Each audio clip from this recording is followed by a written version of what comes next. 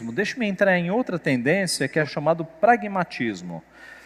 Pragmatismo nasce na filosofia, é uma doutrina que adota como critérios de verdade a utilidade prática, isto é, pensamentos, ideias e ações só têm valor em termos de consequências práticas. Em suma, verdade é o que funciona. Qual é a ideia do pragmatismo? Ora, se eu fizer isso e isso funcionar, não importa se é certo ou se é errado. Se funciona, eu tenho que fazer. Veja que essa decisão, ela é tomada tanto na casa de uma pessoa, quanto na ONU, num governo. Né? Imagine as cúpulas dos governos pensando o seguinte: nós vamos invadir aquele país, isso é certo ou é errado? Geralmente a discussão não passa nesses termos. A discussão passa nos seguintes termos: nós vamos invadir aquele país. Quais serão as consequências econômicas? Será bom para nós economicamente? O certo e errado, isso deixa de lado. O que importa é se a gente vai ganhar dinheiro. Então o pragmatismo é essa ideia de que eu tomo decisão não pelo que é certo ou o que é errado. Eu tomo decisão se isso vai me trazer algum benefício pessoal. Veja, embora essa ideia tenha nascido na filosofia, ela está presente na mente de muita gente. Tem muita gente que só faz o que é certo, porque se não fizer o certo, vai ser preso, entendeu? Ou vai receber uma reprimenda. O crente, ele faz o certo porque é certo, porque ele quer agradar a Deus, não porque ele vai ter algum benefício financeiro envolvido.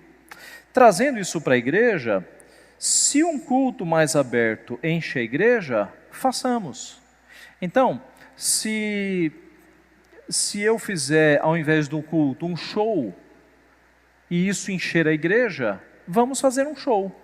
O centro da decisão deixa de ser a fidelidade à palavra e passa a ser, vamos encher a igreja. Isso é pragmatismo. Tá? Eu tenho alguns autores aqui falando de pragmatismo. Por exemplo, Francis Schaeffer, ele diz assim: o pragmatismo de acordo com o qual se faz o que funciona, sem se preocupar com princípios fixos do certo e do errado, já é o pensamento predominante. Tanto nos assuntos internacionais, quanto no que diz respeito ao lar, o critério mais amplamente aceito é a conveniência, manter-se paz pessoal e a prosperidade do momento a qualquer preço. Então, Francis Schaeffer mostrando que essa tendência já está no mundo.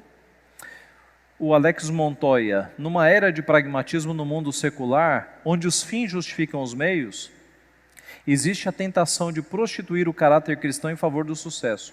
E mais, numa cultura que aclama cada vez mais o sucesso a qualquer custo e renega as virtudes como alvos valiosos, os líderes podem perseguir sem perceber os holofotes do sucesso e perder a alegria de servir a Cristo.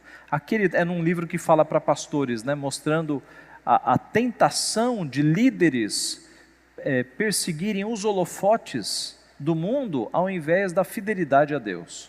Tá? Um exemplo me ocorreu aqui, dentro de pragmatismo. Eu não sei como é que anda hoje a questão das rádios evangélicas piratas. Ainda existe, não existe? Rádio evangélica pirata? É um bom exemplo de os fins justificam os meios. O indivíduo monta uma rádio evangélica contra a lei da sua cidade, mas os fins justificam os meios. Ele fala, é para Jesus, então é para pregar o evangelho. Percebe? Os fins justificando os meios. Só que Deus quer que nós sejamos fiéis, não só nos fins, mas também nos meios. Os meios, o meio do caminho tem que expressar nossa obediência a Deus. Tá? E isso está no meio evangélico. MacArthur, nossa época é de pragmatismo, obcecada com o que funciona e menos preocupada com o que é verdadeiro. Solano Portela, um brasileiro.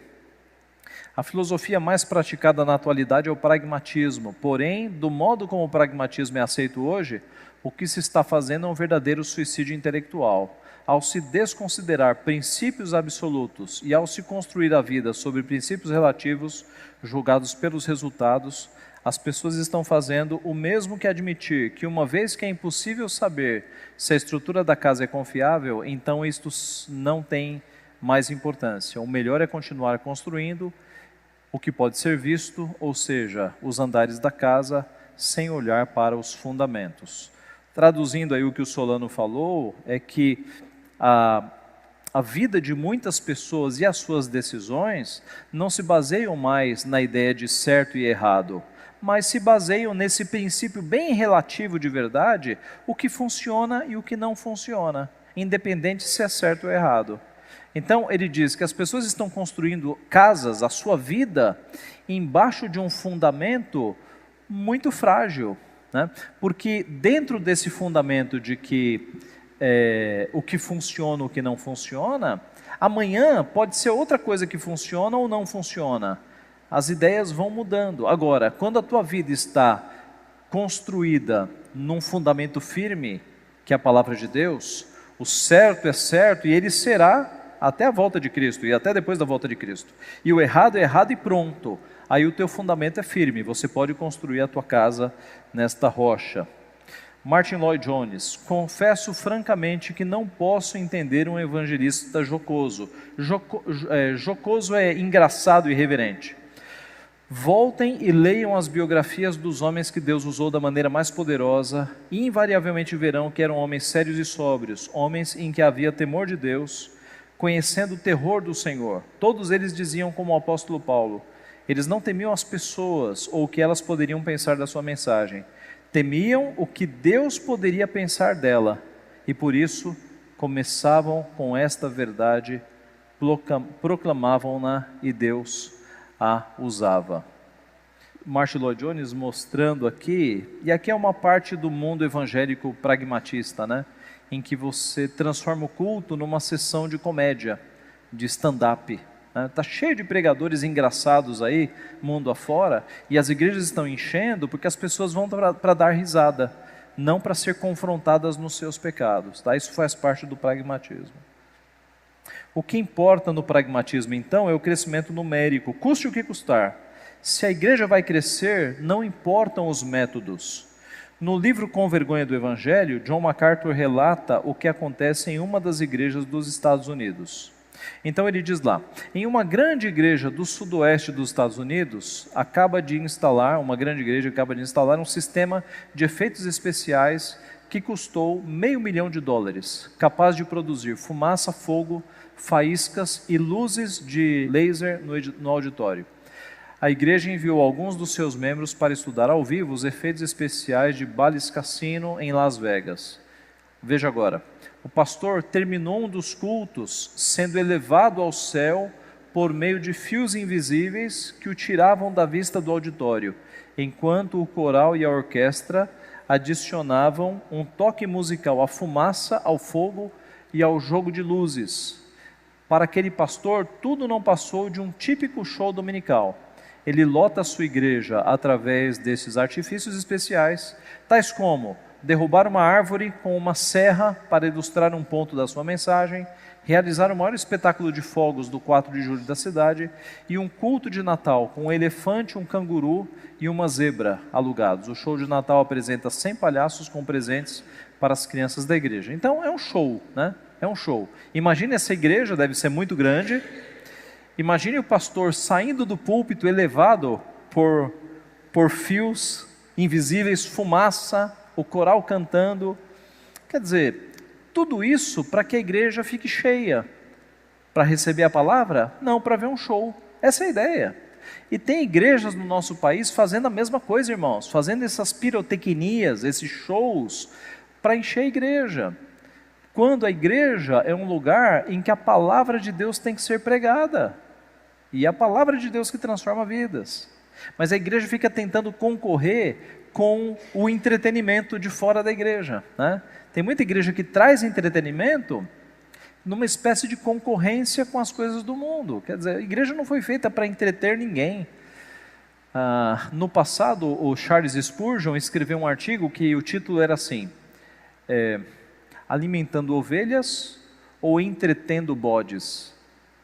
Qual é a missão da igreja? Alimentar ovelhas ou entreter bodes? Então está cheio de igreja por aí, entretendo bodes, porque entretenimento não é para encher estômago de ovelha. Tá? David Wells, no livro Coragem para Ser Protestante, dá outro exemplo.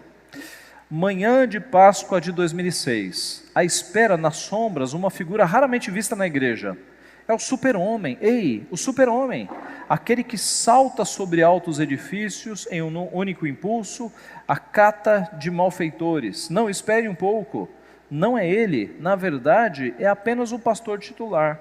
O pastor titular travestido de super-homem, pronto para comunicar o evangelho à nova geração. Assim, neste dia, o pastor estava para começar a instrução de uma nova série de sermões sobre como saltar sobre os desânimos, vencer dúvidas, derrotar imprevistos e ressurgir das cinzas como super-homem em muitas ocasiões. Entenderam? O pastor se vestiu de super-homem para fazer uma série de sermões relacionando a vida aos ensinos do super-homem. Aqui no Brasil a gente já teve pregador de igrejas estranhas se vestindo de Chapolin Colorado. Isso na época passou na internet e tal. Cada país produz o seu herói, né? A gente está com o Chapolin Colorado, sim.